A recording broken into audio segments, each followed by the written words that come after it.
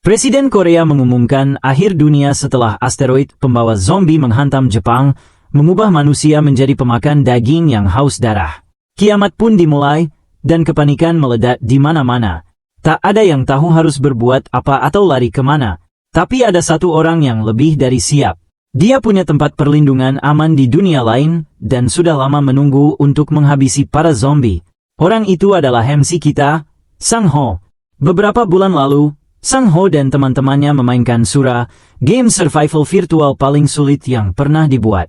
Game itu sangat melelahkan dan sulit hingga sebagian besar pemain berhenti memainkannya sama sekali. Parti Sang Ho mengkhianatinya dengan pengkhianatan terakhir, tak pernah login lagi. Dia ditinggal sendirian bermain dan streaming game itu, menghadapi segala macam monster dan menjadi yang terbaik. Muak dengan hidupnya, suatu hari cowok kita itu melepas headsetnya dan menghapus semua streaming publiknya. Sang Ho kemudian fokus pada hidupnya sebagai koki dan menemukan seorang gadis imut yang menjadi pelanggan favoritnya. Bercanda, dia mencoba mengucapkan status window di dunia nyata dan terperanjat ketika benar-benar melihat layar biru nyata melayang di depan matanya. Layar itu menampilkan statistiknya. Sama seperti di game yang dia mainkan, dengan satu perbedaan. Dia memiliki kemampuan baru bernama Private Portal. Mencoba kemampuan itu, Sang Ho memunculkan gerbang warp seukuran manusia. Pikirannya berjuang memahami bahaya dari penemuan baru ini. Karena jika game itu nyata, maka meteor yang memulai kiamat juga benar-benar akan datang. Di internet, Ho dengan panik menemukan satu artikel tentang asteroid yang akan jatuh. Dia menolak menerima bahwa kejadian di game terjadi di dunia nyata. Cowok kita menatap portal di depan matanya. Pertama dia mendapat konfirmasi tentang asteroid, kini gerbang portal ini mengonfirmasi bahwa ada yang salah. Ragu-ragu, dia bertanya-tanya apakah dia benar-benar harus masuk ke dalamnya. Tanpa kekuatan, tanpa rencana, dan tanpa uang, dia mempertimbangkan untuk melangkah masuk. Akhirnya, Bro merenungkan beberapa hal dan mengambil sendok sayur terdekat yang bisa dia temukan. Di sana, dia mencelupkan sendok sayur itu ke dalam portal untuk merasakan apa yang ada di dasar sisi lain. Setelah mencedot sedikit tanah, dia menyadari bahwa sisi lain itu bukan berada di dalam stage labirin dari game.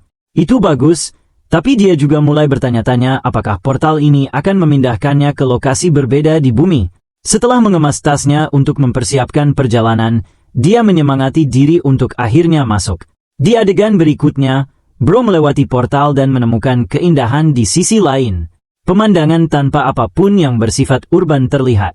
Hal pertama yang diperhatikan cowok ini adalah betapa dinginnya cuaca dibanding biasanya. Tanpa sinyal di ponselnya, cowok ini menganalisis bahwa dia terjebak di semacam daerah terpencil yang tak akan mudah dijangkau orang lain. Singkatnya, Bro benar-benar terdampar di sini. Mengeluarkan spidol, dia menandai salah satu pohon dengan angka 0. Ini sebenarnya langkah cerdas dari dia untuk memastikan dia tidak tersesat terlalu jauh dalam proses eksplorasinya. Dia mulai berjalan dan terus berjalan, tapi perjalanan itu melelahkan. Hutan tampak tak berujung tanpa apapun di depan. Tepat ketika cowok ini sudah memohon agar sesuatu yang menarik terjadi, seekor makhluk menatapnya dari dekat. Seketika makhluk itu menerkam seperti predator dan membuat cowok kita ketakutan setengah mati. Untungnya, itu hanya rusa lembah yang cantik, bukan monster pemakan daging. Detail menarik adalah sistem secara otomatis mengidentifikasi makhluk unik ini untuknya, mengonfirmasi bahwa tempat ini memang terpisah dari dunia bumi. Makhluk itu menatapnya sebelum berlari menjauh tanpa suara. Bukan berarti aku mengharapkan makhluk ini mulai bicara atau apa, tapi kalian paham maksudku. Bahkan protagonis kita pun menganggap aneh makhluk itu pergi begitu saja. Yang bagus adalah rusa itu tidak agresif. Namun, keadaan akan jadi sangat buruk baginya jika bertemu monyet haus darah atau babi hutan. Satu detail menarik lagi adalah rusa lembah ini sama sekali tidak pernah ada di game Sura. Baru saja tiba di sini, dia sudah punya firasat kuat bahwa dunia ini berhubungan dengan konsep kehidupan survival.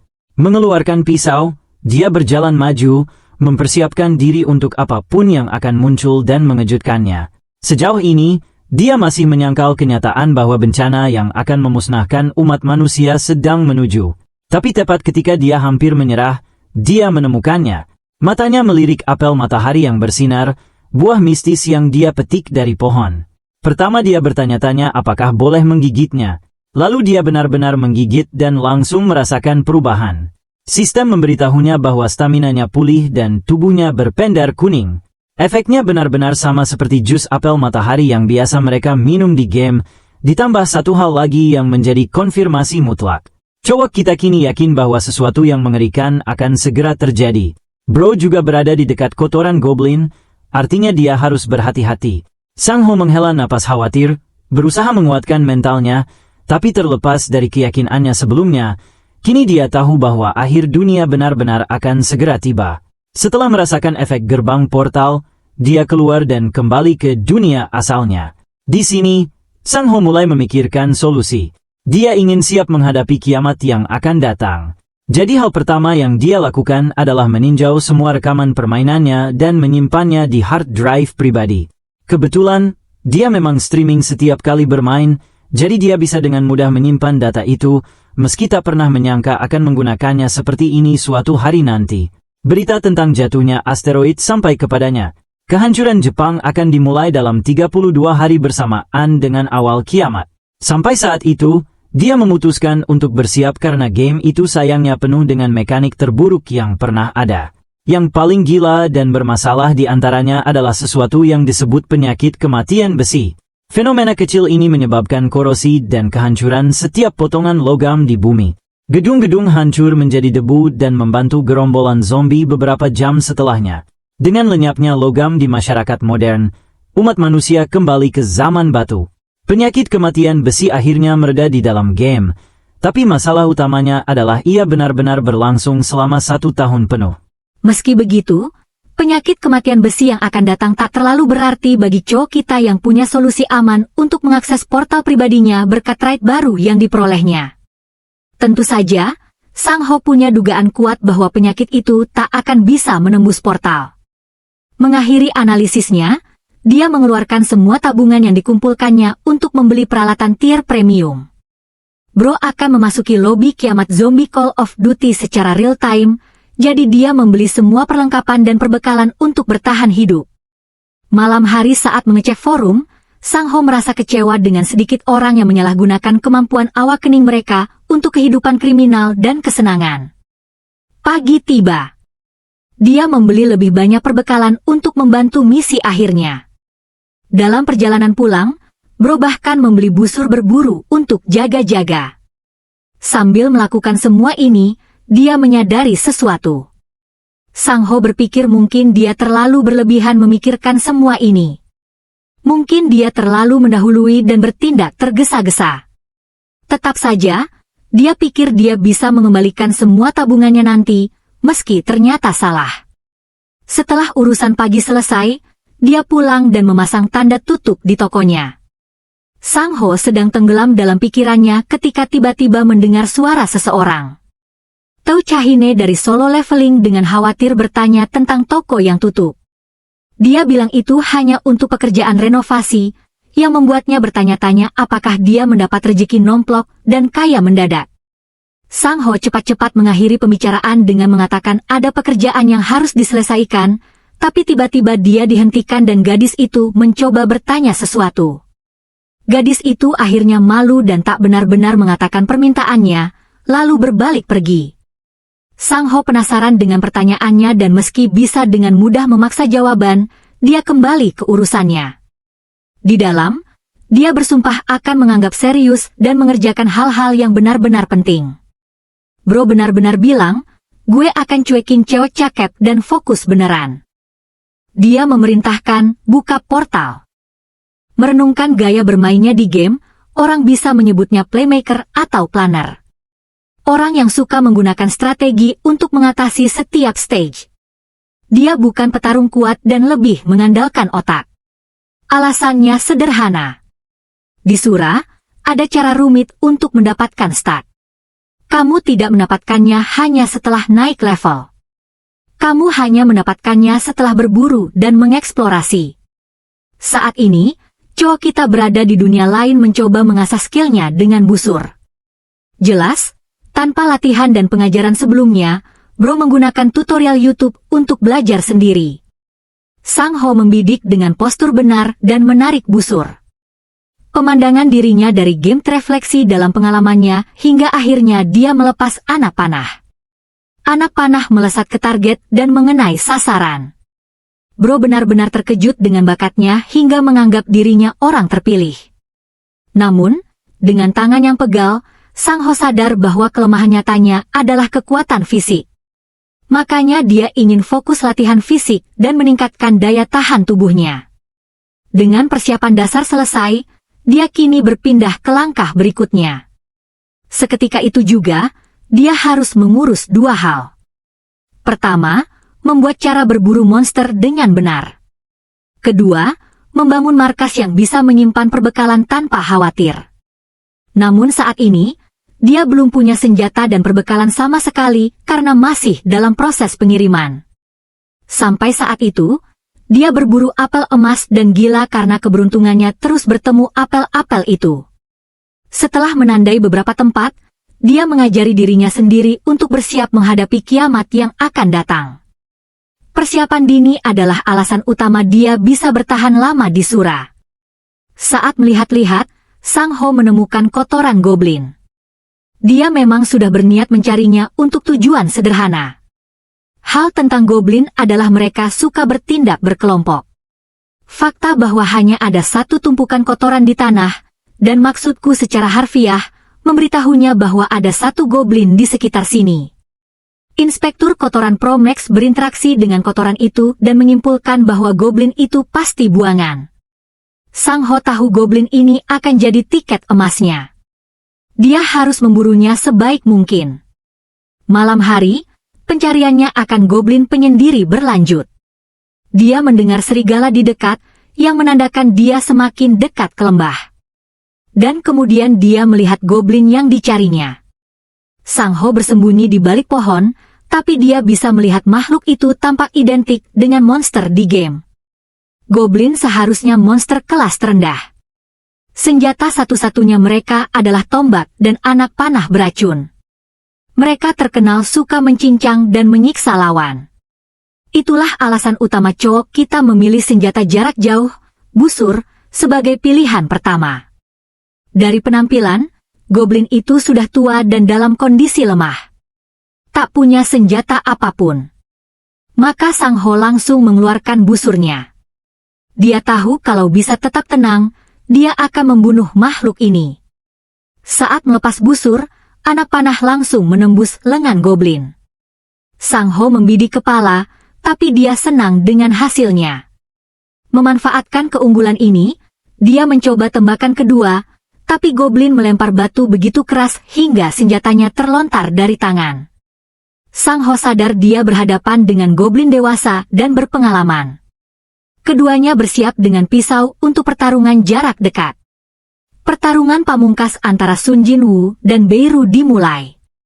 Tunggu, cerita salah. Sang Ho mengisi pisaunya dan mencoba menebas sisi goblin. Goblin berpengalaman itu menghindar dan memukul lutut cowok kita dengan sangat keras. Pertarungan bergulat di tanah, Sang Ho menjegal goblin dan memaksanya telentang. Di sini dia punya keunggulan jelas. Sang Ho mengambil pisau dan menusuk dalam-dalam ke dada makhluk itu, membuatnya berteriak kesakitan. Akhirnya cahaya di matanya memudar. Pembunuhan pertama berhasil, dan Sang Ho mendapat 2 poin karenanya. Dia bahkan tak percaya bisa melakukan apa yang dilakukannya. Memindai lingkungan, dia menemukan bubuk guaca dan minyak sayur di dekat sana. Di game, menggabungkan keduanya menghasilkan salep, tapi dulu dia harus menggali cepat. Terlalu berbahaya membiarkan goblin ini membusuk di luar karena kelompoknya bisa menemukan dan memburunya. Membiarkannya membusuk juga bukan ide bagus karena akan berubah jadi bone creeper. Sang Ho menemukan sepasang ikan trout merah di dekat sana. Jantung Sang Ho bergetar saat menyadari sesuatu. Begitu dia memalingkan muka, Bro menemukan monster burung hantu paling mengerikannya menatapnya dari atas. Sebelum segmen ini, kita kembali ke ran Sang Ho di game saat masih jadi pemain. Selama streamingnya, dia mengumpulkan banyak wawasan materi game. Beberapa member chat mendonasikan uang hanya agar dia langsung menyelami intinya. Sang Ho mendalami dan menceritakan pengalamannya dengan goblin dan cobalt terakhir kali. Menghindari Bone Trapper itu penting, tapi hutan ini juga menjadi rumah bagi dua makhluk paling berbahaya di game, yaitu Werewolf dan Owlbear. Owlbear adalah makhluk teritorial, yang berarti keberadaannya menciptakan harmoni di ekosistem monster. Mengingat era streaming, Sang Ho merasa hangat di hatinya. Ada satu orang, Buluman, yang selalu senang untuknya. Yang lain santai dan agak aneh, seperti Barking Dog Dude yang tak bisa berhenti mengetik wolf di chat entah kenapa. Anehnya, Sang Ho bertanya-tanya kenapa dia menghadapi kenangan bahagia seperti itu. Apa karena dia sedang menatap inkarnasi kengerian sejati di depannya? Makhluk yang akan mengakhiri hidupnya. Sang Ho menolak menerima kenyataan. Seolah kenangan itu menyuruhnya berkonsentrasi. Dia menggunakan setiap detik yang ada untuk memikirkan rencana. Dia sudah tahu bahwa Owlbear sangat ganas dan mencabik-cabik apapun di depannya. Fakta bahwa makhluk itu berdiri diam tanpa melakukan apa-apa menunjukkan ia tidak terlalu lapar. Tapi yang lebih mengganggunya saat ini adalah mereka telah memasuki wilayah ikan traut merah. Dengan semua faktor penting ini dipertimbangkan, Sang Ho sadar mungkin hanya ada satu cara untuk lolos dari situasi mimpi buruk ini. Memutar kakinya, dia mengingatkan diri bahwa dia masih kimuk jua di kepalanya, meski tubuhnya adalah fisik rendahnya Kang Ho. Mengertakkan gigi, dia menantang monster itu untuk menghadapinya, pernyataan terakhir dari kehendaknya untuk bertahan hidup. Makhluk itu menatapnya tajam, memulai serangan pertama yang mengerikan. Owlbear sangat hebat berburu di malam hari, tapi kelemahan utamanya adalah sinar matahari langsung. Setelah menghafal pola di game, Sang Ho tahu dia hanya harus mengeksekusi untuk menyelamatkan nyawanya. Menyesuaikan waktu serangan binatang itu, Sang Ho dengan sempurna menghindar dari tebasan, dan pada saat yang sama memikirkan cara menciptakan efek cahaya untuk menakuti monster itu. Berlari dengan kecepatan penuh, dia memanjat lengan besar makhluk itu sebelum akhirnya mengeluarkan senter dan membutakan matanya dari jarak sangat dekat. Efek ini begitu traumatis bahkan bagi predator seperti Owlbear sehingga ia benar-benar buta. Adegan berikutnya menunjukkan cowok kita terkapar di tempat tidur saat alarm berbunyi. Dia tahu harus bangun lagi meski tubuhnya remuk setelah malam tadi. Sang Ho pingsan segera setelah pulang. Ingatan terakhirnya adalah berlari untuk nyawa setelah membutakan monster itu. Kebetulan, dia bertemu Owlbear tepat setelah menghadapi goblin. Bro tak mau mengalaminya lagi dan berusaha bangun untuk makan sesuatu. Dia mencium lantai dengan bunyi keras. Sadar bahwa kakinya hancur setelah cardio tadi malam. Untungnya, dia masih punya apel emas dari dunia lain. Sang Ho mengambil satu dan menggigit, langsung memulihkan staminanya dengan efeknya. Akhirnya dia merasa lebih hidup dari sebelumnya, bertanya-tanya apakah sekarang saatnya mengisi perut dengan benar. Tapi setelah merapikan diri, Bro malah bertemu Tou Chahine lagi. Dia datang untuk makan di restoran lain dan secara kebetulan bertemu dengannya. Sang Ho tak mencari teman makan, tapi dia duduk di sana karena suka punya teman makan. Mi Kyong buru-buru bertanya apakah dia sudah mencoba membuka status window. Sikap antusiasnya membuat Yong Ho sadar bahwa ini pasti topik yang ingin dibahas gadis itu kemarin tapi ditahan. Mi Kyong menunjukkan berita dan meyakinkannya bahwa itu nyata. Beberapa pemain Awakenet benar-benar menggunakan kekuatan mereka untuk mencuri uang orang lain. Sang Ho sedikit terkejut dengan keberaniannya bertanya langsung. Dia menjawab dengan berbohong bahwa tak ada yang muncul. Yang pasti, Sang Ho merasa melakukan kebaikan dengan menyembunyikan statusnya dari orang lain. Pertama, trade-nya bersifat strategis dan bukan fokus tempur. Ini sesuatu yang bisa dia manfaatkan sepenuhnya daripada dibagi dengan orang lain. Saat ini, bahkan keselamatan dirinya sendiri belum terjamin. Jika dia sampai membuka kartunya pada wanita berbaju merah, dalam hal ini dia, maka segalanya bisa berakhir buruk baginya. Itu langkah cerdas. Namun, Chok ini penasaran kenapa Mi Kyong begitu tertarik menanyakan tentang Awakening. Lalu datang kejutan darinya. Dia ragu dan bahkan mengaku berbohong. Sang Ho menganggap niat baik darinya dan bahkan meyakinkan bahwa dia tak perlu mengatakan apa-apa. Dia menyemangatinya bahwa masih ada waktu dan segera pulang setelah percakapan mereka. Akhirnya, paket pengiriman tiba. Barang yang dipesan datang dan kini dia tak perlu khawatir soal perbekalan. Dia memindahkan barang-barangnya ke atap dan hanya menyimpan barang penting di lantai 2. Selama pekerjaan persiapan, dia memilih banyak barang yang diperlukan untuk misi hari ini. Barang seperti masker gas, baju pelindung, dan peralatan lain. Untuk misi mendatang, Cho kita berniat mencari lokasi yang tepat untuk dijadikan markas persembunyian. Penting baginya membangun home base, makanya tujuan kapak itu. Melewati portal, Sang Ho menghadapi petunjuk pertama dalam mencari markas. Dia secara tak sengaja menemukan gua goblin saat mencari goblin tua itu. Mengingat lokasinya, dia kembali ke tempat yang sama dan menemukannya. Itu tempat yang cukup nyaman untuk bersembunyi, sangat cocok untuk rencananya. Namun, pertama dia harus memverifikasi jenis monster yang tinggal di sana.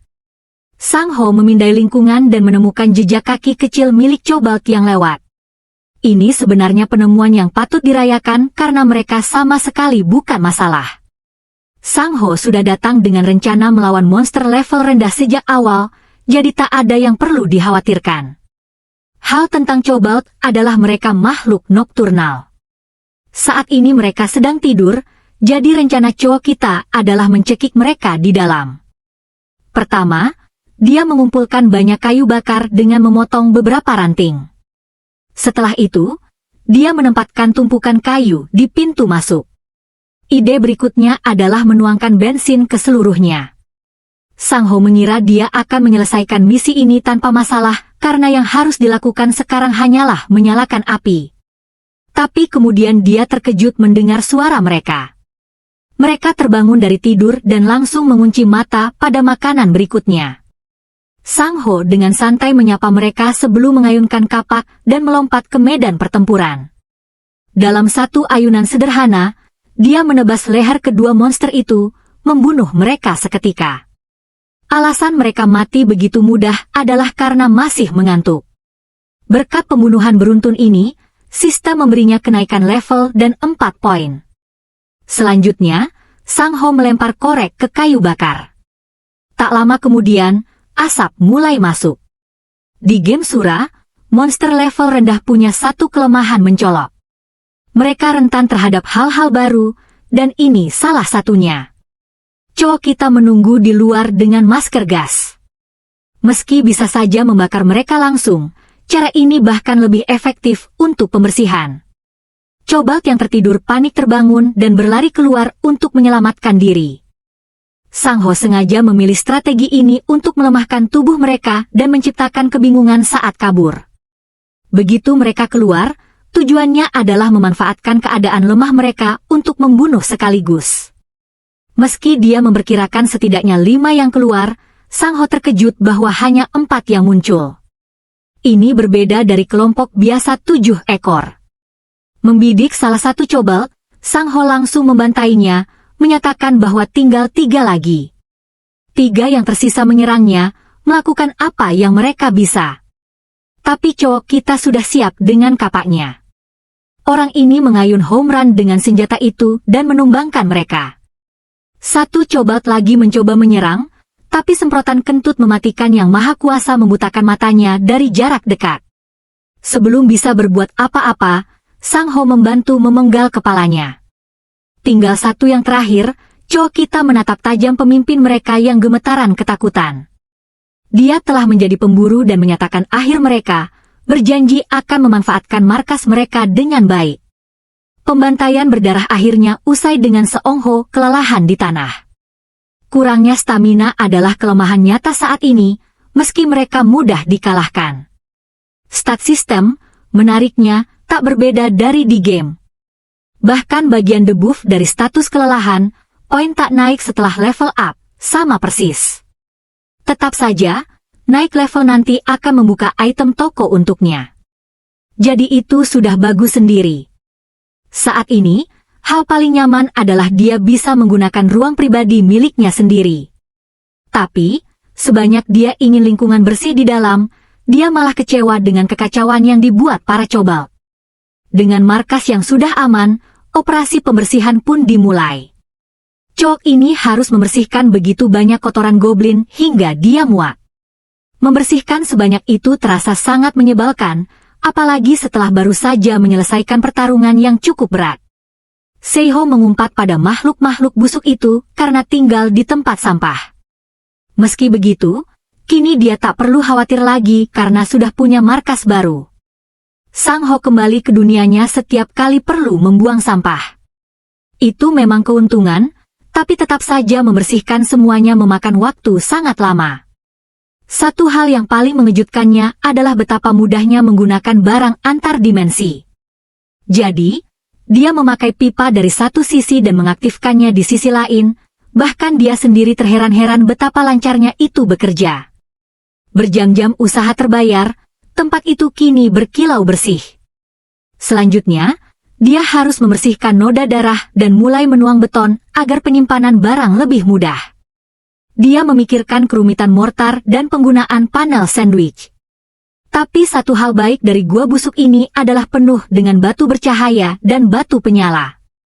Ini batu pemula di game, tapi tempat ini penuh dengan mereka, jadi itu bagus. Sang-ho kini punya alasan untuk menambang tempat ini dengan benar setelah konstruksi selesai. Keesokan harinya, Bro sudah di ujung nyawa. Dia bekerja keras setiap hari hingga tubuhnya pegal-pegal semua. Memeriksa lengannya, dia terkejut melihat beberapa luka sayatan yang dideritanya. Barang-barang yang dikumpulkannya dari dunia lain tergeletak di sisi meja. Sang-ho bertanya-tanya apakah dia harus membuat salep memanfaatkan kesempatan ini. Caranya cukup sederhana. Masukkan bubuk guaca dan sayuran dengan perbandingan sama. Lalu aduk. Jadilah salep level rendah untuk penyembuhan dasar. Berkat latar belakangnya sebagai koki, chef ini lebih mudah membuatnya. Sekadar mengoleskan salep di lengannya sudah terasa seperti kemajuan. Namun, Sang-ho gelisah dengan kesadaran bahwa dia mungkin harus membuatnya lagi dan lagi. Dia mempertimbangkan ide untuk meningkatkan stat dengan fokus pada dasar-dasar. Tapi lagi-lagi, dia terlalu mempertaruhkan nyawa sehingga bisa mati sebelum kiamat itu tiba. Meski itu akan lucu, Sang-ho tak mau ambil risiko dan memikirkan senjata yang lebih praktis seperti senapan. Tiba-tiba, sebuah pikiran menyala di kepalanya. Pasti ada sesuatu yang bisa dipakai. Terpisah dari alur utama game, ada lore latar belakangnya. Tapi pertanyaan besarnya adalah, apakah lore latar belakang itu akan berlaku juga pada kiamat yang akan datang? Memanfaatkan informasi itu, Sang-ho memanggil pikirannya, berharap peristiwa backstory benar-benar terjadi karena itu akan menguntungkannya dengan cara yang tak terbayangkan.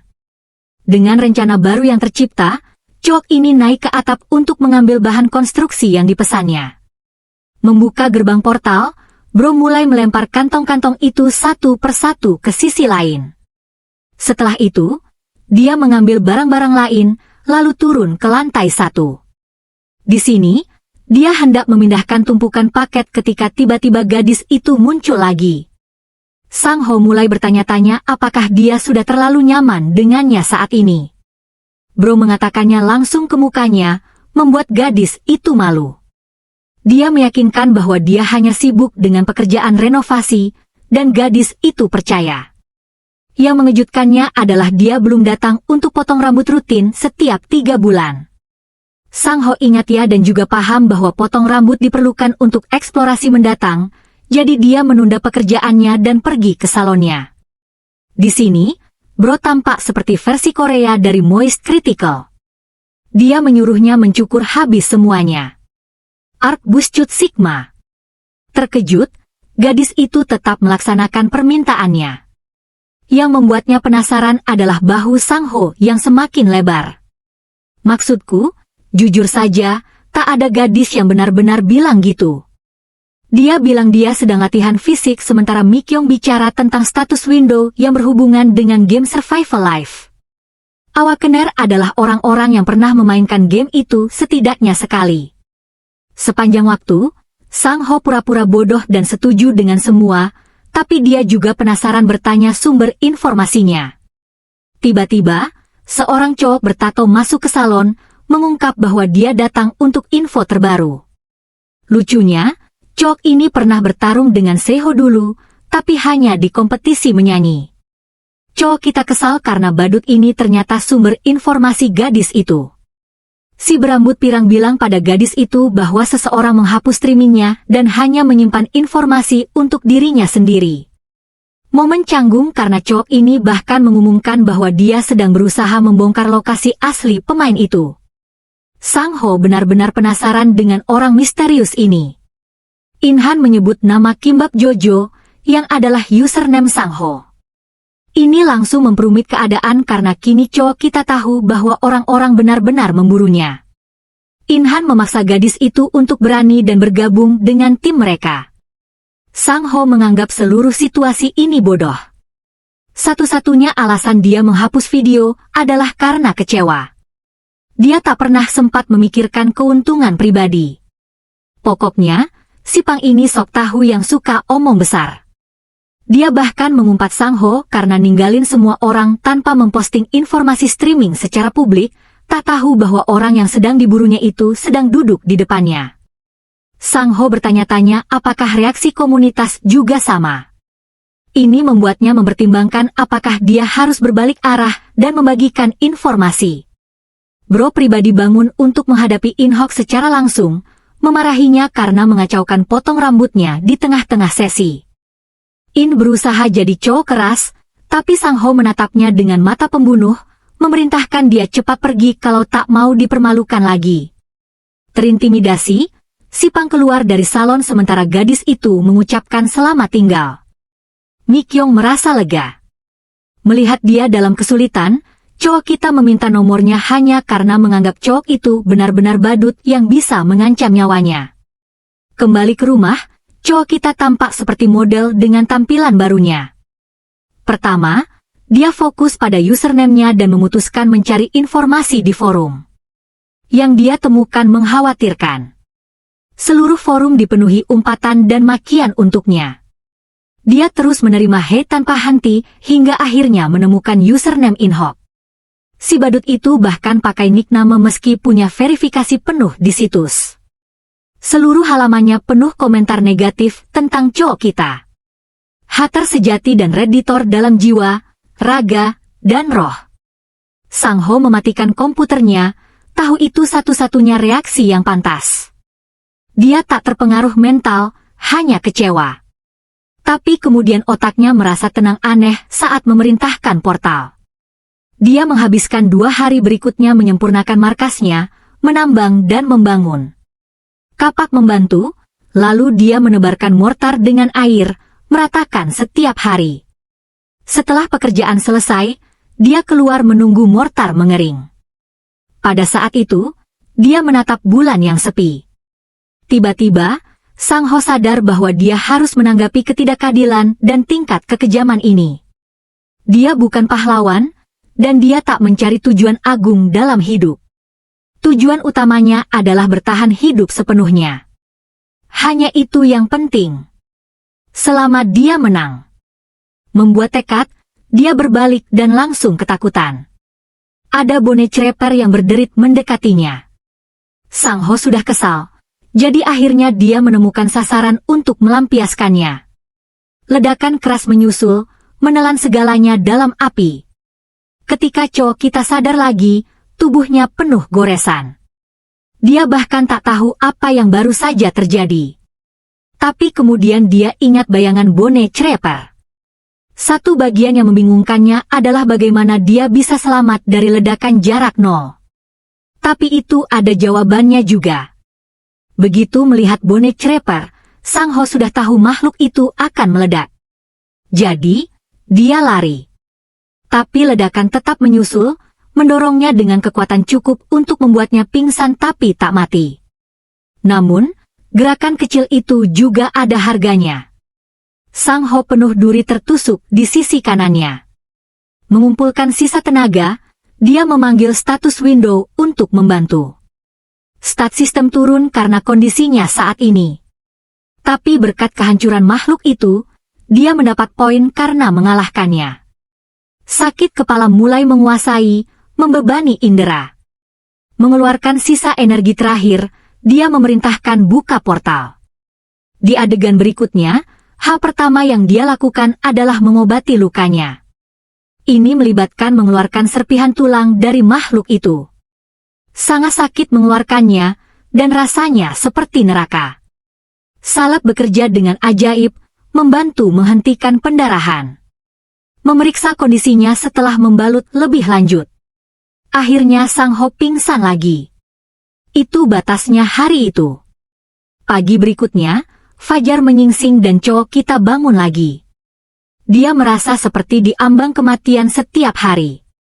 Kekhawatiran langsungnya adalah memeriksa apakah lukanya sudah sembuh, jadi dia membuka status window. Sistem seolah bilang dia baik-baik saja, jadi itu bagus. Dia bangun dan bertanya bagaimana sih bonehead itu bisa menemukannya.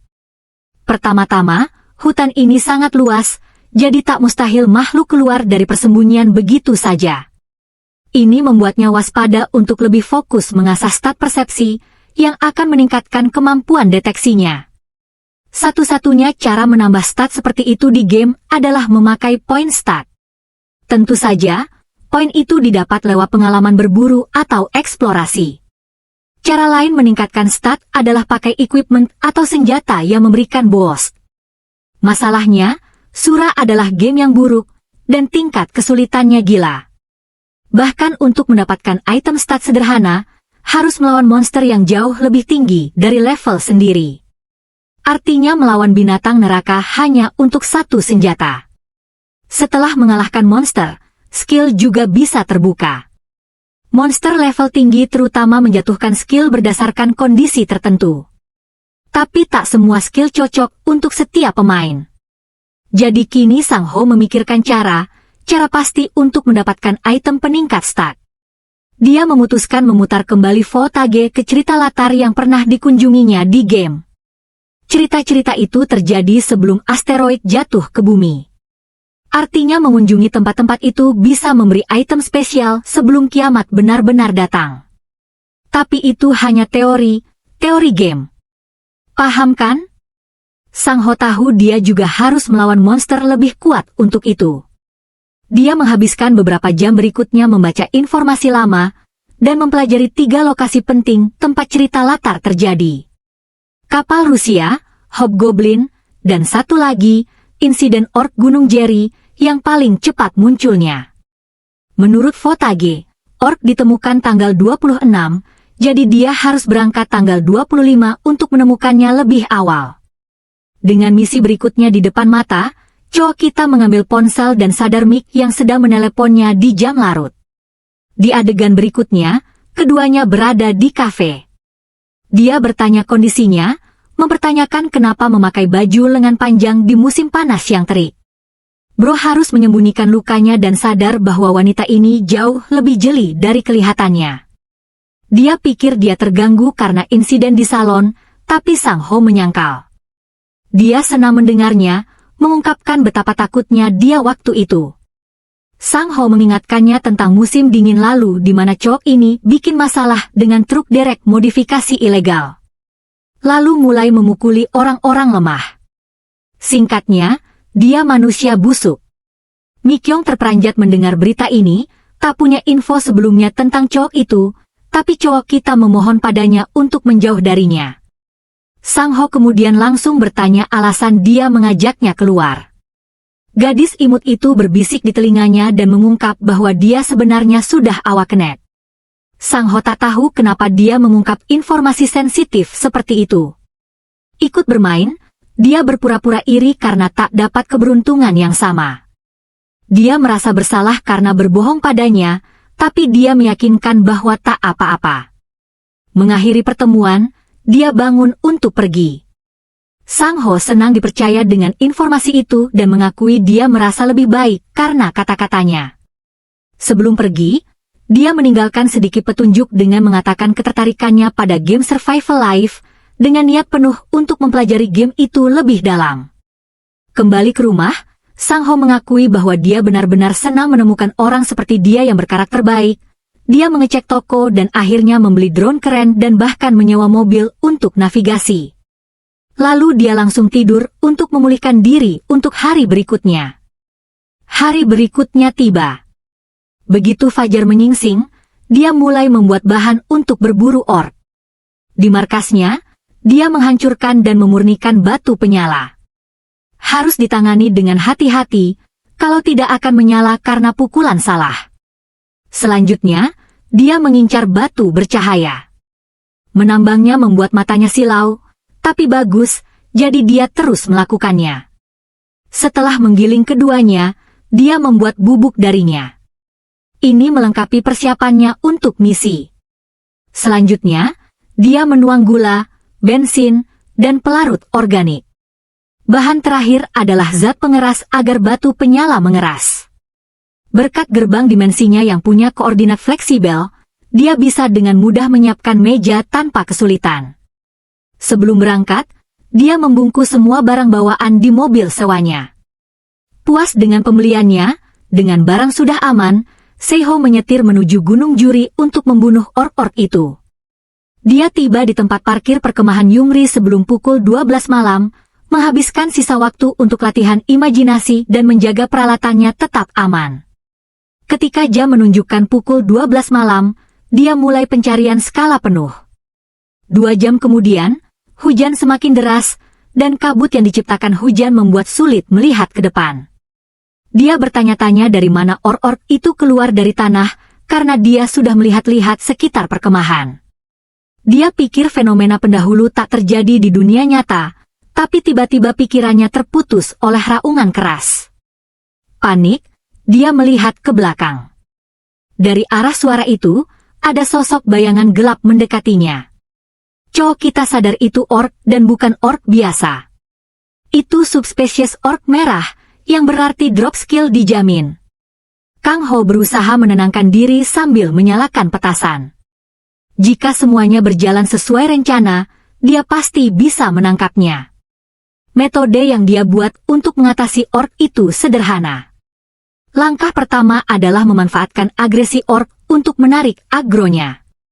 Ketika orc teralihkan oleh kilatan petasan dan mulai menyerangnya dengan kapak, itulah saat merebut peluang. Membidik orc dan langsung membuka portal, seketika mengambil dan membuka flashbang. Karena cahaya intens, butuh sekitar 20 detik bagi orc untuk mengembalikan penglihatannya. Ini menciptakan perlombaan dengan waktu. Lalu hancurkan otot-otot orc yang mengendur karena efek status hingga gerakannya turun drastis. Orc berteriak marah dan menggunakan kapaknya untuk menyerang pahlawan kita hingga remuk. Tapi dengan cepat, kita membungkuk saat kapak hampir mengenainya, menghindar serangan. Lalu dia mengambil pisau dan menusuk kaki orc. Begitu kaki orc tertusuk, ia berteriak kesakitan dan jatuh berlutut. Ketika tinggi mata orc dan protagonis kita sejajar, dia akan mendorong kaleng api yang sudah dibuat ke dalam mulutnya. Begitu kaleng masuk ke mulut orc, ia meledak. Tak lama, kita mulai merayakan kemenangannya. Tiba-tiba, tinju orc mendarat tepat di tubuhnya, menghempaskannya ke belakang. Dia bangun, tahu dia tak boleh lengah dulu. Dia melihat orc melangkah mendekat dengan tubuh atasnya terbakar, tapi sepertinya tak akan bertahan. Kita yakin dia akan segera mati dihancurkan orc. Saat itu, sistem memberitahunya bahwa levelnya naik ke level 3, dan dia baru mendapat 10 poin lagi. Mendapat skill Will to Survive, dia bangun, berkata pada diri sendiri bahwa dia tak bisa menangani ini. Bertanya-tanya di mana drop itemnya, sementara cahaya menyinari pergelangan tangannya. Dia melihat pergelangan tangannya dan drop item yang didapat adalah jam tangan persepsi. Dia menghela napas lega karena akan sangat merepotkan mencari drop item di tengah hujan. Dia mendekati orc yang sudah mati, kepalanya masih berasap, bertanya-tanya apa yang harus dilakukan dengannya. Dia berpikir sendiri bahwa insiden orc Jiren sedang dalam embargo. Lalu dia bertanya-tanya apakah benar mengungkap informasi ini karena situasi bisa memburuk. Mengingat apa yang dikatakan Myung padanya bahwa Awakenet adalah orang-orang yang pernah memainkan game itu setidaknya sekali, itu hanya berarti satu hal. Pasti ada ribuan orang yang sudah Awakenet. Sekalipun hanya minoritas kecil seperti Inhan dan Ho, mereka akan menyebabkan kehancuran sistem dan hukum demi keuntungan pribadi dan memicu kekacauan. Saat ini, masalah terbesar adalah dia tak bisa meninggalkan orc mati begitu saja. Kalau tidak besok ia akan jadi bonek rapper dan mulai membahayakan orang. Tiba-tiba, sebuah pikiran melintas. Kenapa dia tak kepikiran bahwa dia sendiri bisa jadi zombie? Meski sudah Awakenet, dia tetap bisa terinfeksi spora dan jadi zombie. Dia tak tahu apa yang harus dilakukan. Karena tak bisa mengambil keputusan, dia membuka portal sambil memikirkan sedikit orang yang akan selamat. Pasti kehendak itu pantas mendapatkan akhir yang tertib. Cowok kita mulai menggali lubang di tanah agar bisa mengubur orc yang baru dibunuhnya. Dia segera kelelahan dan bertanya-tanya bagaimana menyeret orc ke dalam. Skill barunya, Will to Survive, langsung aktif karena dipicu oleh kelelahan untuk menyelesaikan tugas secepatnya. Pahlawan kita segera menyelesaikan pekerjaannya dengan cepat, tak punya pilihan selain bekerja secepat mungkin. Lalu dia melempar orc ke dalam liang kuburnya sambil bersyukur pada skill itu. Setelah itu, dia membuka portal dan berakhir di dalam mobil yang sedang berjalan. Efek samping butuh waktu agar tubuhnya pulih sebelum bisa kembali beraktivitas normal. Keesokan harinya, dia bangun bertanya-tanya apakah cuaca yang dilihatnya benar. Menurut rencana, dia seharusnya sudah membuat garis pertahanan. Dia melihat ponselnya, bertanya-tanya apakah sisa-sisa orc merah sudah hilang semua. Dia berencana tak memulai apapun hari ini. Bukan waktunya dan dia memutuskan melihat barang yang dikirim pagi tadi. Di dalam kotak, ada semua senjata yang dibutuhkannya, meski hanya bisa dipakai sebagai tongkat perang Indian. Tetap saja, beberapa item dari paket itu hilang. Dia mengambil catatan yang mengatakan bahwa beberapa barang yang dipesan ilegal dan tak lolos bea cukai. Saat sibuk melihat senjata yang didapat, dia mendengar fan pengiriman lagi dan dengan keras menyuruh mereka meninggalkan barang di depan pintu. Pintu diketuk, membuat cowok kita bertanya-tanya kenapa kurir tak mendengarkan. Dia mengulanginya lalu membuka gerbang. Bukan kurir, itu Mikong. Dia berdiri di sana menjelaskan bahwa sudah lama tak bertemu dan ingin membicarakan sesuatu dengannya. Dia membawa tas berisi makanan dan bertanya apakah dia mau makan raboki bersamanya. Kini tinggal 24 hari lagi sampai kiamat tiba. Cowok kita tak percaya Mikyong akhirnya datang ke rumahnya. Dia jelas gugup dan tak bisa berhenti tersipu.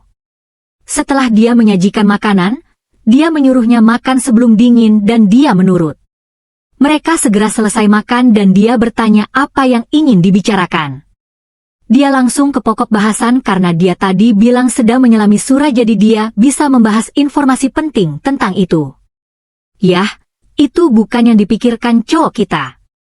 Dia pikir mungkin gadis itu mau pacaran dengannya, tapi dia meyakinkan diri bahwa bicara soal hal-hal kiamat dengannya adalah pilihan terbaik saat ini karena dia butuh teman baik di masa sulit. Dia dengan cepat membuang sampah sementara cowok kita menyiapkan beberapa hal lagi. Dia mengeluarkan komputernya. Dia bahkan mengungkap pada gadis itu bahwa dia sudah Awakenet karena kalau ketahuan lewat cara lain tak akan bagus. Dia mulai menjelaskan secara detail tentang wabah kematian logam dan berkelana dengan kelompok lebih dari 6 orang membuat kelompok itu target mudah bagi zombie. Menangkap persepsi itu penting untuk bertahan, menjadikannya skill terpenting di antara yang lain. Tujuan game adalah bertahan hidup.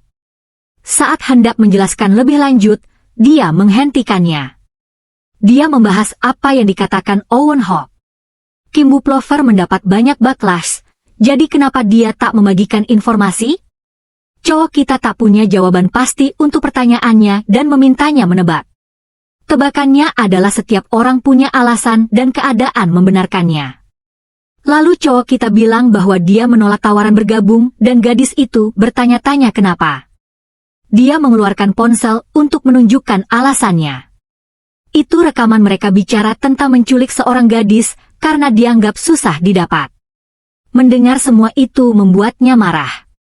Dia menoleh ke Mikong memberitahu apa yang pasti akan terungkap saat kiamat tiba. Warna asli manusia. Pahlawan kita menuntunnya untuk tak percaya siapapun, tapi dia mengejutkannya dengan menyarankan agar mereka membentuk parti bersama. Cowok kita menggenggam tinju karena tak bisa langsung menjawab. Salah satu tujuannya adalah mencapai level 10 dan membuka toko sebelum tutorial yang menciptakan masalah. Di Sura, ada sistem di mana rang monster yang respawn berubah sesuai level. Jika dia ikut, gadis itu pasti akan mati dengan cara terburuk. Dia tertawa gugup, bertanya-tanya apa yang akan dilakukan gadis itu kalau dia jadi zombie. Dia meyakinkan bahwa dia akan baik-baik saja dan menggunakan trait-nya untuk berteleportasi ke meja makan. Dia pamer dengan trait bernama Blink. Dia hanya perlu menghindar kalau suatu saat dia menggigitnya. Sang Ho terkejut dengan skillnya, tapi memperingatkan agar jangan sembarangan menunjukkannya pada orang lain, tapi gadis itu bilang dia percaya padanya. Dengan cerah, dia menyarankan bahwa mereka akan jadi tim hebat kalau tak jadi zombie. Beberapa saat kemudian, dia berdiri di dekat pepohonan sambil memikirkan betapa mudahnya membuat pagar. Langkah pertama adalah memukul tiang penyangga ke tanah untuk mendirikannya. Lalu dia melilitkan kawat berduri dan memasangnya.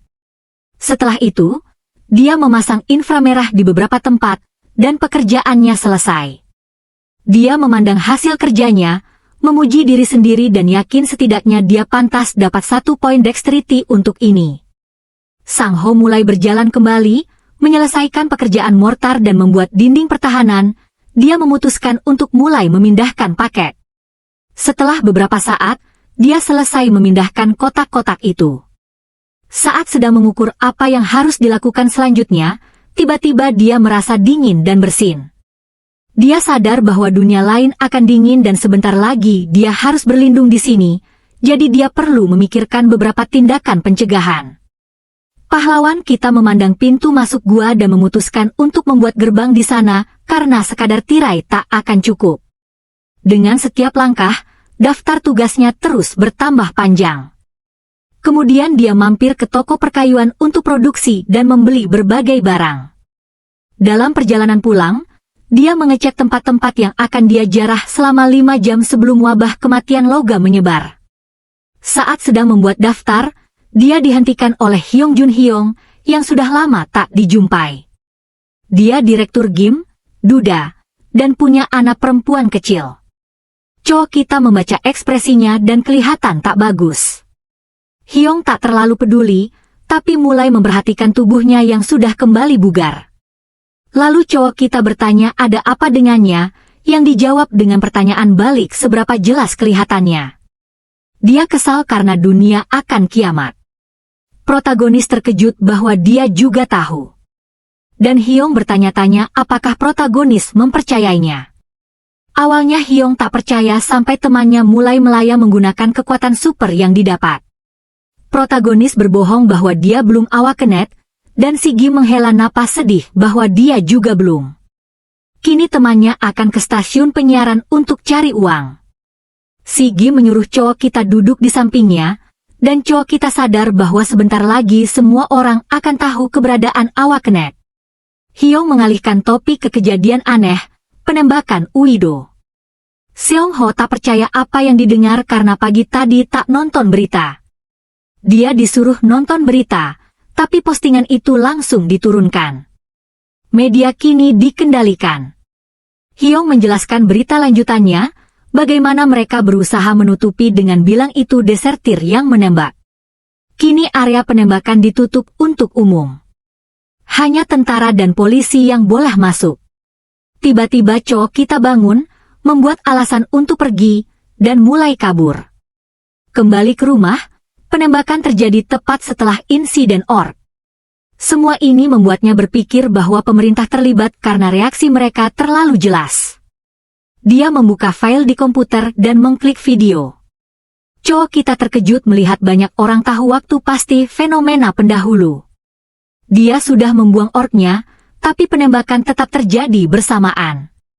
Sambil overthinking, dia bertanya-tanya apakah ada yang membocorkan info ke pemerintah sejak dini dan mulai bertindak dari fenomena pendahulu pertama, dan mungkin mereka tak tampil di depan karena tak punya trait ofensif.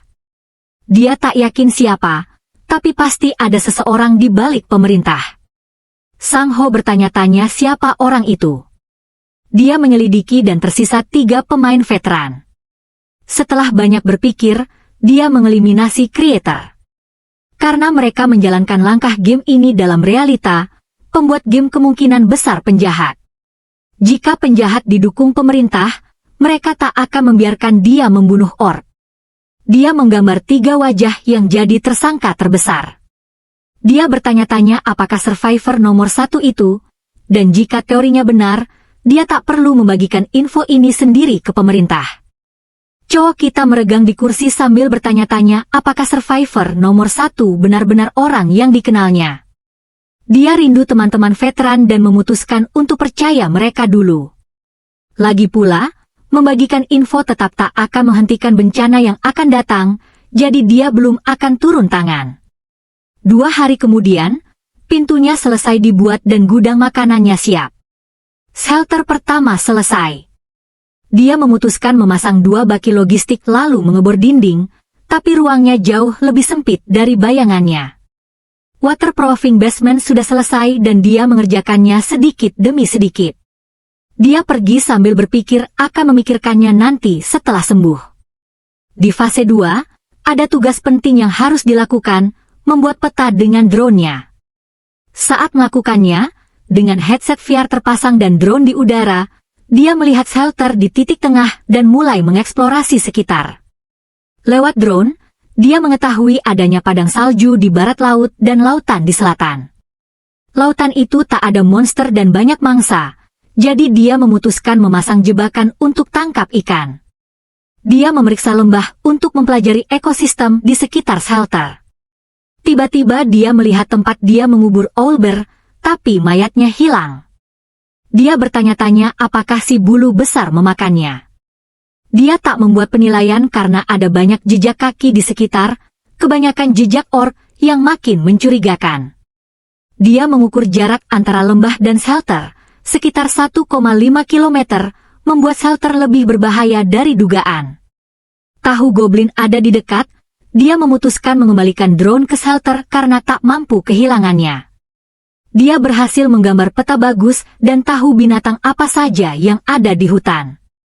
Hal berikutnya yang harus dilakukan adalah memeriksa semua area itu sendiri. Dimulai dari rawa terdekat, dia ingin lihat apakah bertani mungkin. Tiba-tiba inframerah berbunyi dan dia keluar tahu bahwa itu goblin dengan jejak kakinya terlihat di tanah. Cho kita sudah memikirkannya, jadi ini kesempatan sempurna. Dia bertanya-tanya apakah ini karena stat persepsi yang baru naik. Bahkan suara terkecil pun sangat jelas baginya.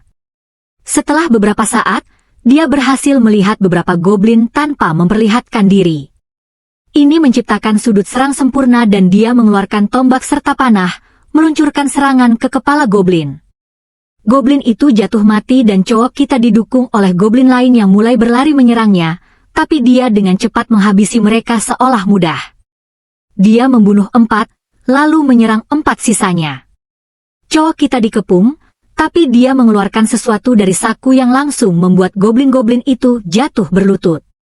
Saat mereka berlutut, protagonis mengambil pisau dan memenggal kepala mereka. Dia memanfaatkan kelelahan goblin untuk memenangkan pertarungan yang bahkan dia sendiri tak percaya berhasil. Kini hari yang tersisa sampai kiamat tiba tinggal 21. Saat menggali tanah, cowok kita merasa lelah dan tiba-tiba trait-nya aktif lalu tubuhnya kembali penuh efisiensi. Dia sadar skillnya tak sepenuhnya tak berguna. Setelah beberapa saat, dia selesai mengubur mayat goblin. Lalu dia menoleh ke loot yang dikumpulkan. Pertama dia mengambil buah guaca, yang sangat membantu memulihkan tenaga. Ada banyak minyak sayur di loot, membuatnya berpikir mungkin ada panen di dekat sini. Dia melihat kantong kepala goblin, dan terkejut menemukan kodok hidup di dalamnya. Kodok itu berwarna biru, membuat cowok kita bertanya-tanya kenapa mereka bawa kodok hidup bukan mati. Tiba-tiba kodok itu mulai berbau, dan tak lama cowok kita sadar itu racun paralisis yang dipakai goblin. Seketika cowok kita memutuskan harus memelihara kodok ini apapun yang terjadi. Bukan hanya karena kodok itu sangat imut, tapi bisa mengekstrak racun, dia akan bisa membuat resistensi racun dengan menyuntikannya ke tubuhnya. Dengan racun paralisis, berburu juga akan lebih mudah. Lalu cowok kita memberi nama kodok itu Jodok, berniat memberi makan Jodok banyak-banyak. Sistem mulai memberi notifikasi bahwa kodok itu kini jadi miliknya. Dia bertanya-tanya apakah ini gimmick tersembunyi yang ditambahkan di realita. Dia mulai overthinking dan overanalyzing situasi. Setelah itu, cowok kita mulai mengeksplorasi dan membuka gerbang dimensi. Dengan gerbang itu, dia bolak-balik dan akhirnya menyelesaikan reorganisasi. Setelah itu, dia langsung mencari sekitar dan menemukan mata air yang tak sengaja terlewat di drone. Dia melihat airnya dan sadar itu air biasa dan tak ada yang berbahaya. Dia terkejut menemukan tempat persembunyian dekat shelternya dan tepat di belakang mata air, dia menemukan pohon guaca dan tunas minyak sayur. Cowok kita memetik buah guaca dan memanen tunas minyak sayur secukupnya. Setelah itu, dia meninggalkan tanda di pohon di mana-mana agar tak lupa jalan ke tempat ini dan mulai kembali. Di apartemennya, dia memberi makan hewan peliharaan barunya, Jodok. Dia memelihara hewan itu di apartemen lantai 2 untuk sementara. Dia tak bisa meninggalkan Jodok di shelter karena akan mati. Selain merawat hewan peliharaan, ada banyak hal lain yang harus dilakukan. Yang paling lama adalah membuat salep dan tak sengaja membuat terlalu banyak. Dia tak tahu harus diapakan. Tak bisa diberikan ke Mikong karena dia juga awakener. Jadi, dia memutuskan memberikannya ke Hyong. Di tempat Hyong, dia minum protein sake dan cowok kita memberi salep itu, membuatnya bertanya-tanya itu apa. Cowok kita jelaskan bahwa dia kebanyakan beli dan katanya bagus untuk luka. Hyong bercanda bertanya apakah dia mulai jualan, dan pahlawan kita menyangkal. Tetap saja, Hyong berterima kasih atas salep dan atas info terkait surah yang dikirim, tapi cowok kita berterima kasih karena memberitahu insiden penembakan. Lalu Sang Ho memperhatikan Gim terlalu sepi, yang dijelaskan temannya bahwa semua orang pergi membuat rencana setelah orang penyiaran menyebarkan info yang diketahuinya. Jadi kini mereka memutuskan membuat basis di sini. Pahlawan kita memperingatkan bahwa terlalu banyak orang adalah tanda bahaya, tapi Hyong tak mau meninggalkan anggotanya. Dia terlalu setia pada mereka. Lalu Hyong bertanya-tanya rencana Sang Ho apa, dan dia mengelak. Tiba-tiba mereka mendengar jeritan, dan Ho merasa familiar. Dia melihat ke bawah gedung, dan melihat Mikong di tanah. Keduanya buru-buru menghampiri bertanya-tanya apa yang terjadi. Dia jelaskan bahwa dia diserang tapi tak bisa lihat siapa penyerangnya. Hyong langsung memeriksa luar gedung dan seluruh area meski cowok kita berusaha menghentikannya. Sementara itu, cowok kita tetap bersama Mikyong dan gadis itu menjelaskan bahwa semuanya tiba-tiba gelap di depan matanya dan dia tak bisa memproses apa yang terjadi. Mendengar itu, bulu kudu pahlawan kita merinding sadar apa yang sedang terjadi dan dia mendesaknya untuk langsung pakai kemampuan blink kalau hal seperti itu terjadi lagi karena mereka sudah mulai bergerak. Dia juga menjamin akan mengirim ki pertahanan diri secepatnya dan mendesaknya untuk benar-benar hati-hati mulai sekarang. Tinggal 20 hari lagi sampai kiamat mendekat.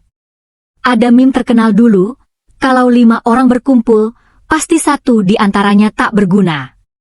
Troller ada di mana-mana, terutama di Sura. Di Sura, ada patch untuk gangguan. Developer menanggapi laporan, tapi tak menangkap troller. Di Sura, troller bergabung ke tim, bersikap seperti pemain normal, tapi kemudian memancing party ke area penuh monster hingga seluruh tim wipe out. Mereka mendekati pemula dengan ramah, hanya untuk membunuh dan mencuri barang mereka nanti. Troller melakukan segala macam hal agar party saling bertarung. Mereka membuat game yang sudah tak terkenal itu jatuh hanya dalam setahun. Beberapa user turun jadi 4 karena tim Sangho yang membereskan sisa troller. Cowok kita bertanya-tanya kenapa dia menjelaskan semua ini, lalu merangkum semua yang sudah ditemukan sejauh ini.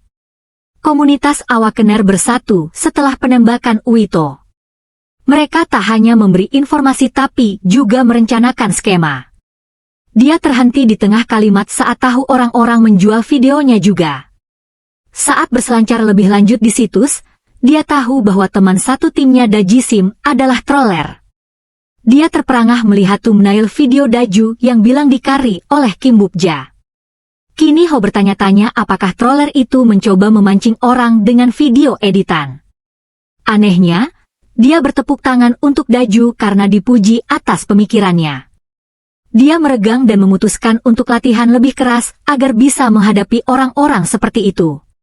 Selama 13 hari berikutnya, setiap ada waktu, pahlawan kita terus belajar penggunaan senjata dan teknik yang bisa dipakai di pertarungan nyata dari channel Survival Mode Online. Di sisi lain, dalam periode itu, dia melihat serangan monster termasuk Hideout. Plus, ada banyak strategi dan senjata yang tak mempertimbangkan penyakit kawat. Maka setelah latihan 13 hari itu, Sangho akhirnya menantikan memilih senjata utama, senjata yang bisa dipakai kalau penyakit kawat datang dan juga bagus untuk anti personel serta pembasmi monster. Dia melihat tas peralatannya dan menemukan Indian War Club, ketapel kayu, manik-manik tanah liat oker, dan kapak batu buatan tangan. Tapi tak satu pun cocok dengan syaratnya. Lalu, awalnya protagonis memutuskan mencoba ketapel. Utilitasnya tinggi dalam banyak hal. Tapi manik-manik tanah liat oker ambigu karena kekuatannya lemah. Selanjutnya, dia memutuskan pakai Indian War Club. Dia merefleksikan bahwa begitu penyakit kawat dianggap pasti, tak perlu khawatir lagi. Cara termudah membasmi zombie adalah menghancurkan spora di dalam tengkorak dengan senjata tumpul. Dia ingat senjata pertama yang dia beli setelah level 10 adalah item Blunt Weapon, Ebony Wood Club, makanya penting baginya meningkatkan proficiency. Tapi kini cowok kita bertanya-tanya apakah Indian War Club juga bagus melawan manusia. Dia yakin ambigu karena akan sulit menghadapi Awakener psikis dengan ini. Dia tahu di Survival Life, membunuh manusia memberi 50 poin. Sistem pembunuh, yang mengharuskan deathmatch dengan pemain terdekat kalau terdaftar sebagai pembunuh, mencegah penyalahgunaan PK, meski akan ada banyak orang yang tetap membunuh user demi poin lebih banyak meski kena demerit. Sementara itu, dia benar-benar menghancurkan Dumi dengan Indian War Club-nya. Dia memutuskan menghindari pemain seperti itu sampai selesai farming item dan skill. Setelah latihan keras, pahlawan kita mengusap keringat sambil berencana membongkar toko sepenuhnya, tapi berhenti di tengah kalimat saat mendengar suara serigala dari dekat. Dia terkejut, bertanya-tanya apakah ada yang terluka dekat Hideout. Kemudian, Seon Ho menemukan serigala itu, yang ukurannya lebih besar dari biasa. Cowok kita bahkan bisa menungganginya.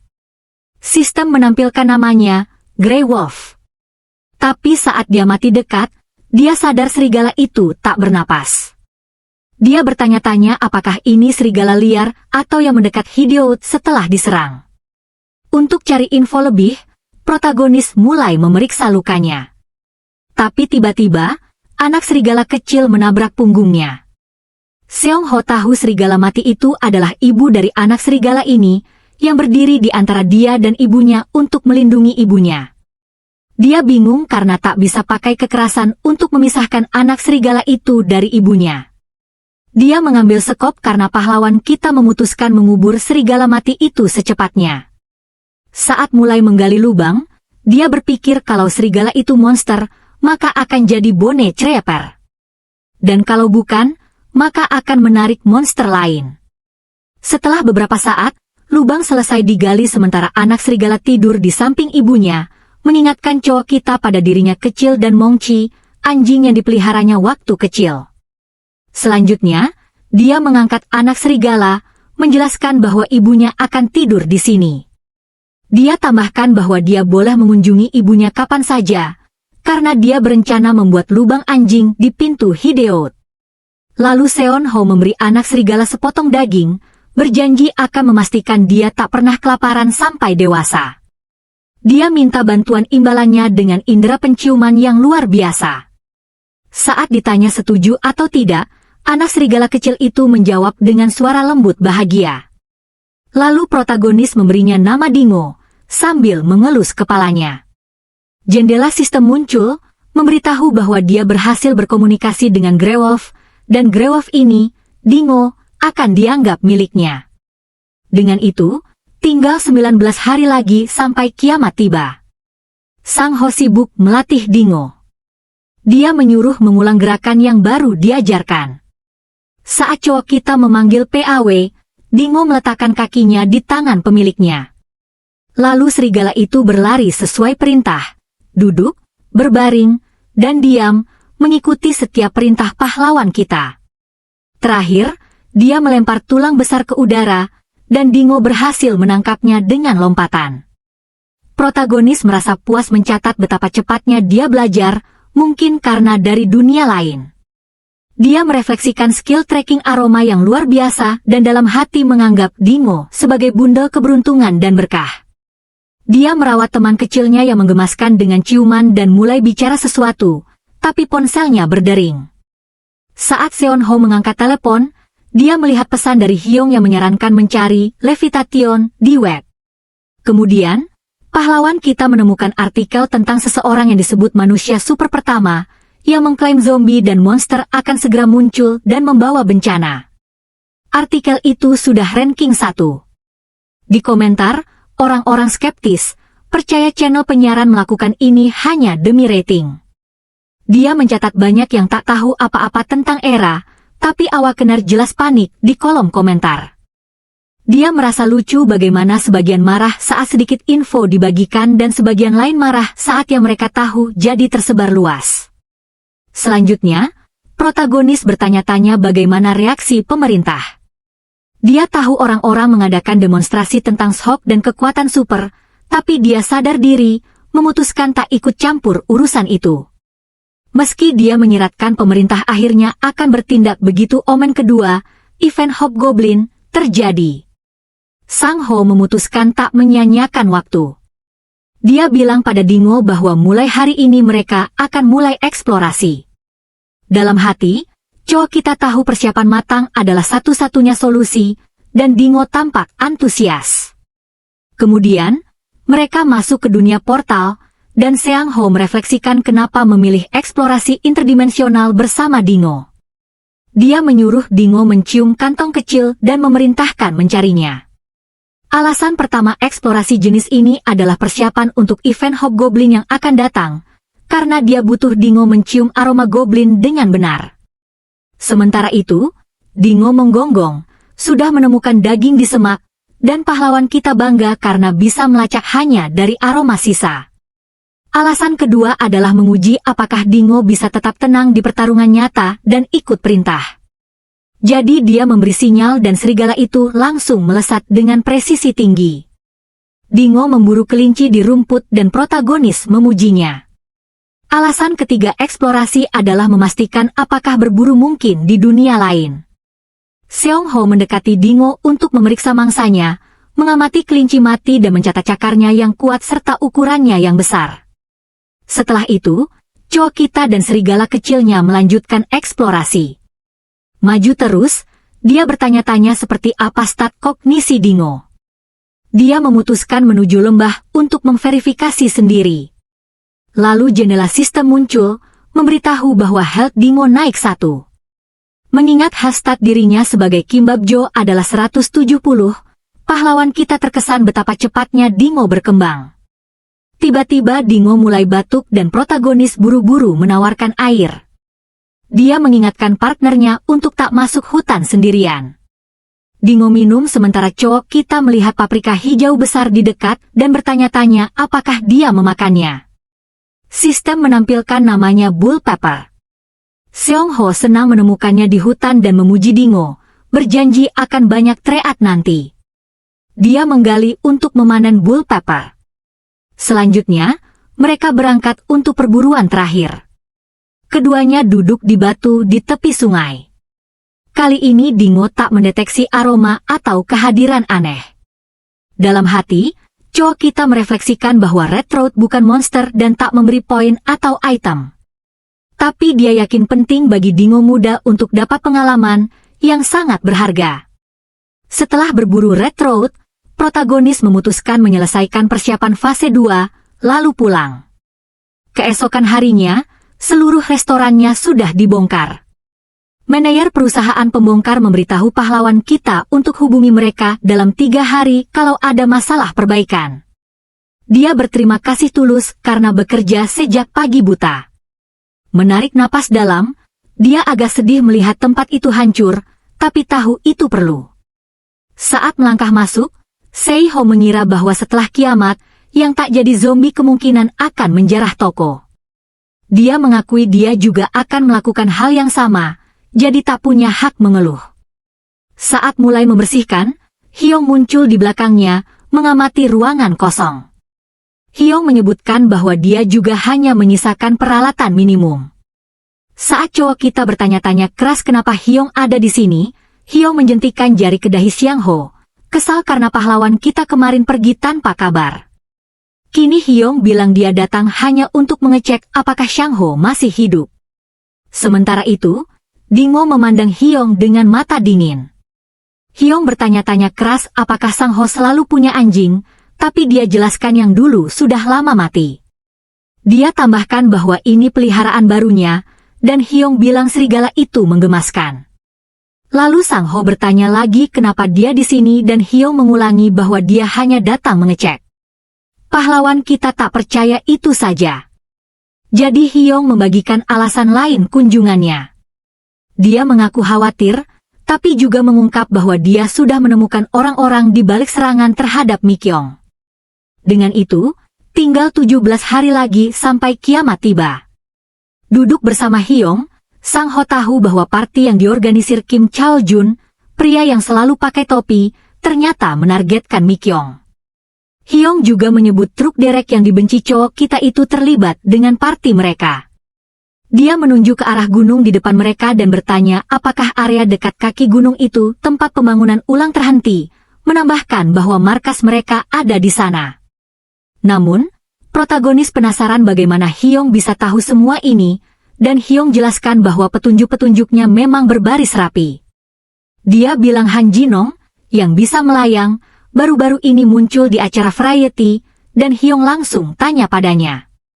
Han Jin mengungkap pernah bertemu kelompok Cha Jun sebelumnya, tapi semua anggotanya tak menyenangkan. Jadi Han Jin menolak bergabung karena kepribadian yang bertolak belakang. Setelah kejadian Mikyong, semua anggota perempuan mulai keluar dari party. Saat ditanya alasan keluar, perempuan-perempuan itu hanya bilang mendapat tawaran dari party awakener lain. Hyong minta pendapat Seiho, dan pahlawan kita jawab bahwa beda dengan Mikyong, anggota perempuan lain pasti ditipu untuk bergabung.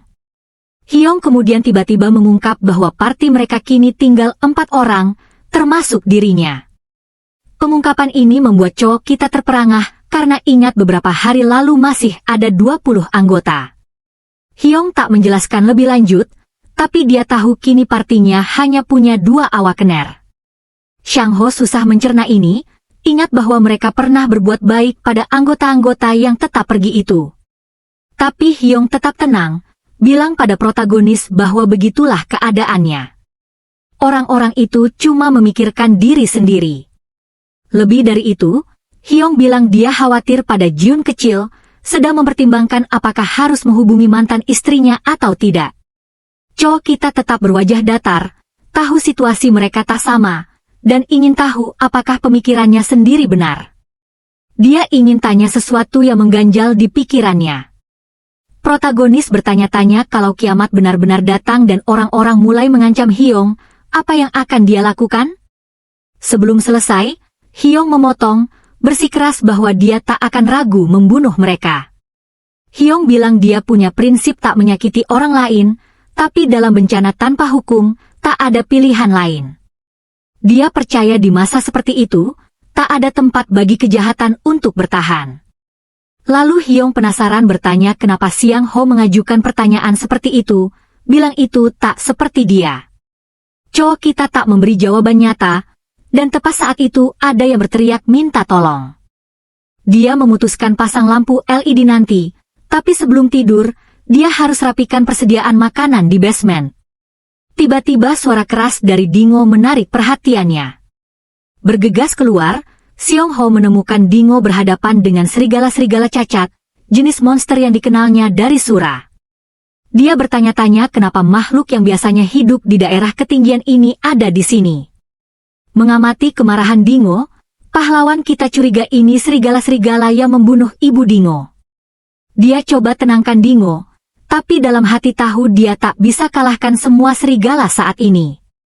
Kalau bergerak ambil senjata lebih baik, dia berisiko membuka punggung dan diserang, yang bisa fatal. Karena itu, protagonis memutuskan fokus buat Alpha Wolf pergi, tahu yang lain kemungkinan akan ikut. Dia amati perilaku serigala yang sangat waspada dan perhatikan bahwa mereka hanya bergerak saat Alpha bertindak dulu. Selanjutnya, dia pertimbangkan apakah mereka bisa koordinasi serangan. Dia juga catat bahwa serigala ini sangat sensitif terhadap bau. Untungnya, Sean Ho bawa semprotan merica. Kalau bisa semprot ke Alpha, dia bisa usir dari shelter. Keringat menetes di wajahnya saat mempertimbangkan risiko diserang sebelum sempat bertindak. Dia bertanya-tanya ada cara mengalihkan perhatian dan menyemprot. Tiba-tiba ide muncul dan dia yakin secara logis mungkin. Bertekad mempertahankan hideout yang dibangun dengan tangannya sendiri, cowok kita bersiap. Dia langsung lempar pisau ke Alpha, tapi dihindar. Alpha lalu melompat ke arah pahlawan kita, tapi saat mendekat, Siang Ho buka portal dan memanfaatkan kesempatan, menyemprot binatang itu. Alpha kehilangan kendali, lalu protagonis tusuk mata dengan pisau. Dengan itu, kelompok serigala mundur. Pahlawan kita duduk, baru saja lolos dari kematian. Dingo datang merawatnya dan Sang Ho elus kepala Dingo sebagai penghargaan. Dia janji pada Dingo bahwa nanti akan balas dendam pada ibunya. Dengan itu, tinggal 15 hari lagi sampai kiamat tiba.